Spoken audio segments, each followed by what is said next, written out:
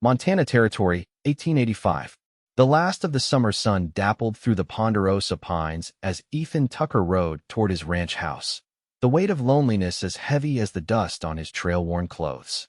At 24, he owned 400 acres of prime cattle land, but the empty house that greeted him each night made his success taste like ashes. The letter in his saddlebag promised change. Mrs. Zelda Evans would arrive on tomorrow's stage from Billings, his new cook, housekeeper, an answer to the bachelor's curse of burned beans and stale coffee. Ethan had advertised in 3 newspapers, desperate for someone to bring order to his chaotic household before winter set in. Her references spoke of culinary skills that made his mouth water just thinking about them. What the references hadn't mentioned was a baby. Mr. Tucker? The young woman who stepped down from the stage the following afternoon balanced a bundle in her arms, her simple blue calico dress whipping around her ankles in the autumn breeze. Her chestnut hair was neatly pinned beneath a modest bonnet, but several strands had escaped, framing a face that made Ethan's heart stutter in his chest. "I'm Zelda Evans. I believe you're expecting me." Ethan removed his hat, suddenly conscious of his appearance. He'd made an effort that morning. Clean shirt, hair slicked back with water, his lean face freshly shaved. "Mrs. Evans, welcome to Pine Tree Crossing." His eyes drifted to the bundle. "Your letter didn't mention you'd be bringing company." A flush spread across her cheeks. "This is Sarah, my daughter." She shifted the blanket, revealing a sleeping infant with wispy auburn hair. "I understand if this changes things." The advertisement didn't specify. No, it didn't, Ethan said, more sharply than he'd intended. The stage driver was already unloading her trunk. Townspeople milled about, watching the exchange with undisguised interest. This wasn't the place for such a discussion. "Let's get you to the ranch. We can sort out details there." The ride out was silent save for the creak of wagon wheels and occasional soft coos from the baby. Ethan's mind raced. A widow with a child wasn't what he'd bargained for, but turning away a woman with a baby as winter approached wasn't something he could bring himself to do. Still, children complicated things. His ranch was no place for an infant. "She's usually very quiet," Zelda said suddenly, as if reading his thoughts. "She won't interfere with my duties." Ethan nodded stiffly, stealing a glance at the young mother beside him. She couldn't be older than 22, with clear, intelligent eyes and a determined set to her jaw. "How old is she?" 6 months. Zelda hesitated. "My husband. He passed before she was born." The ranch house came into view, a 2-story structure of solid pine logs with a wide porch spanning the front. Not fancy, but sturdy. As they pulled up, Ethan felt a stab of embarrassment at the state of the place. Clothes hung forgotten on a line, tools scattered where he'd dropped them, muddy boots piled by the door. "It needs a woman's touch," he admitted. Zelda surveyed the scene, then nodded. "I can manage." And manage she did. Within 3 days, the transformation was remarkable. Floors gleamed, windows sparkled, and the scent of fresh-baked bread replaced the stale odor of bachelor living. Ethan found himself lingering at meals, savoring not just her excellent cooking, but her quiet company as well. The baby, however, remained a source of tension. She stayed in a makeshift cradle in the kitchen while Zelda worked, sometimes in a basket on the floor of whichever room her mother was cleaning. Ethan avoided looking at the child directly, an unease he couldn't name twisting in his gut whenever he caught glimpses of her. Until the morning he couldn't avoid it any longer. Zelda had stepped outside to gather eggs, leaving Sarah dozing in her basket near the stove. A sudden cry pulled Ethan from his coffee and newspaper. The baby had awakened, her little face scrunched in distress. Before he could call for Zelda, Sarah's eyes opened fully, looking straight at him. Ethan froze, coffee cup suspended halfway to his mouth. Those eyes, a distinctive hazel with flecks of gold, were unsettlingly familiar. They were his mother's eyes. They were his eyes. "I've got her," Zelda said, hurrying back in with her basket of eggs. She scooped up the baby, not noticing Ethan's stunned expression. "Sorry about that." "Mrs. Evans," he said, his voice strangely detached from his body. "Where did you say you were from originally?"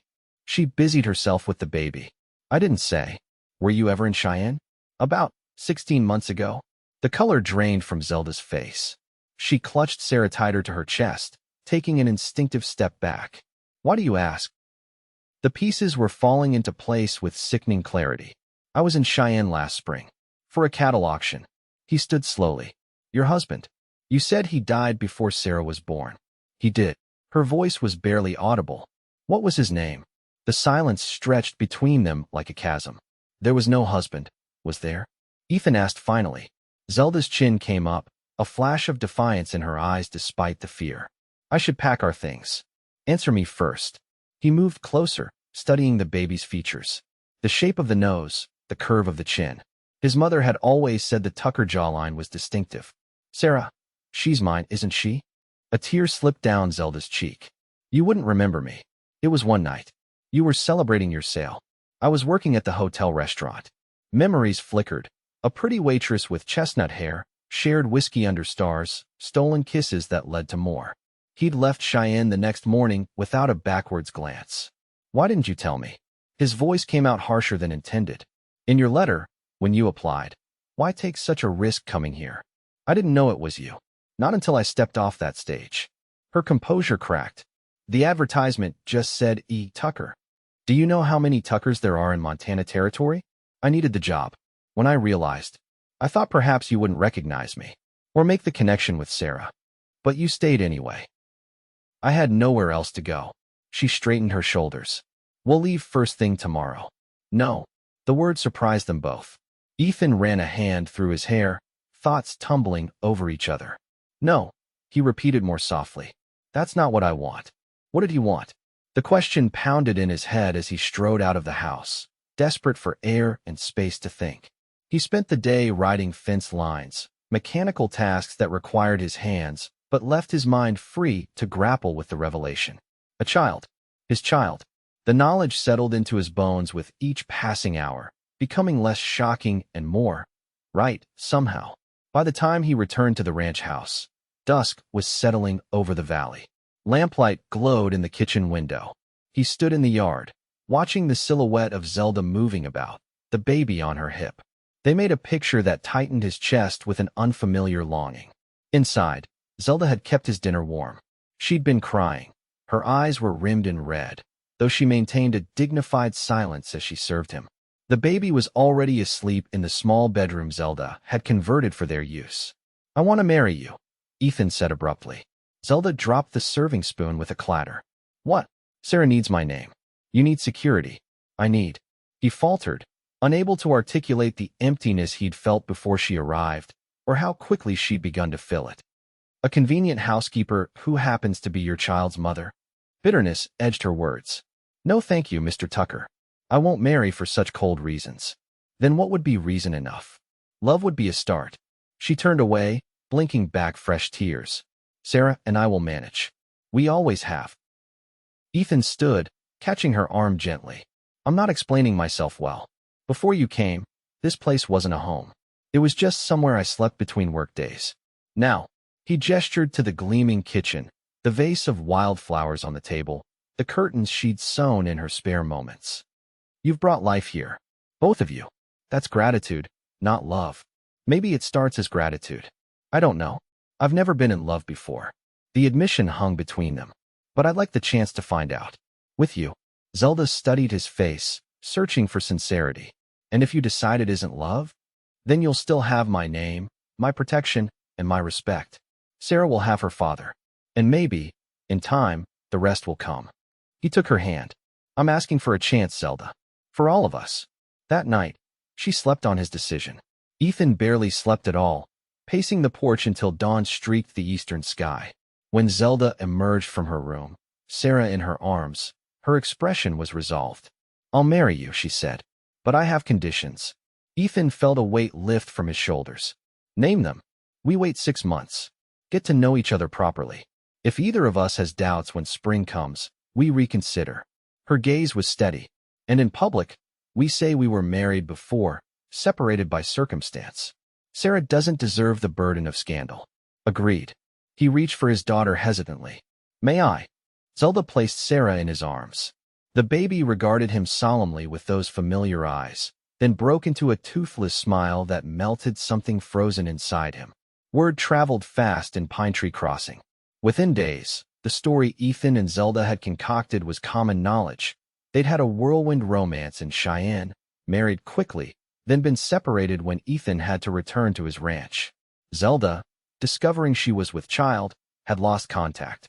Only by chance had she answered his advertisement, leading to their joyful reunion. Most accepted the tale at face value. Some raised eyebrows, but kept their suspicions to themselves. The local preacher, visiting to welcome Zelda to the community, pointedly asked to see their marriage certificate. Lost in the move, Ethan lied smoothly. We'll be renewing our vows in spring. A proper ceremony this time. As autumn deepened into winter, the three settled into a tentative routine. Zelda continued her domestic transformation of the ranch house, while Ethan threw himself into preparations for the harsh Montana winter. Sarah grew and changed daily, learning to sit up, reaching for her father when he entered a room. But nights were the hardest. Lying alone in his bed, Ethan would hear Zelda singing softly to Sarah in the room across the hall. The sweet, pure sound of her voice filled him with a yearning that went beyond physical desire. He wanted to be part of that tender moment, part of their small circle of love. For her part, Zelda found herself watching Ethan when he didn't notice. The gentle way he now held Sarah, his patience in learning to care for her, the quiet strength in his lean frame as he worked around the ranch. This was a different man from the carefree cowboy who had charmed her in Cheyenne. The first snow fell in late November, blanketing the valley in pristine white. Trapped indoors by the weather, they were forced into closer quarters. Evenings stretched long beside the fire, filled with conversation that gradually moved from polite to personal. "Why did you keep her?" Ethan asked one night, after they'd settled Sarah to sleep. It couldn't have been easy, an unmarried woman with a child. Zelda's fingers stilled on her mending. "I considered other options," she admitted. "For about 5 minutes. Then I felt her move inside me for the first time. Her eyes met his across the hearth. She was part of me. How could I give that away? You're braver than I would have been." "Not brave. Just stubborn." A small smile touched her lips. "My father used to say I was born arguing. After he and mother died, that stubbornness kept me going." Ethan moved to sit beside her on the sofa. "Tell me about them. Your parents." And so she did, sharing stories of her childhood on a small Pennsylvania farm. In turn, he spoke of his own parents, his father's determination to build something lasting in the West, his mother's refinement that seemed at odds with frontier life, but somehow flourished there. "They'd have loved Sarah," he said softly. "My mother especially. She always wanted a house full of grandchildren. What happened to them?" "Influenza, 3 years ago. Within a week of each other." He stared into the fire. "That's when I decided to strike out on my own. Sold their place in Colorado, bought this land." Zelda hesitantly placed her hand over his. "You've done well. They'd be proud." The warmth of her touch lingered long after she'd retired for the night. December brought Christmas preparations. Ethan returned from a supply run to town with small gifts hidden in his saddlebags, a silver hairbrush for Zelda, a soft stuffed bear for Sarah. He found them in the kitchen, flour dusting Zelda's cheeks, as she showed Sarah how to pat the dough for Christmas cookies. "She's too young to understand." Zelda laughed when she caught him watching. "But you'll remember," Ethan said, something catching in his throat at the picture they made. "You'll be able to tell her about her first Christmas." That night, a blizzard howled down from the mountains. The temperature plummeted, the wind finding every crack and seam in the log walls. Ethan stoked the fires higher, but the bitter cold persisted. Near midnight, Zelda appeared in the main room, Sarah bundled against her chest. "The bedroom's freezing," she said, her breath visible in the air. "The draft from the window. Take my room," Ethan said immediately.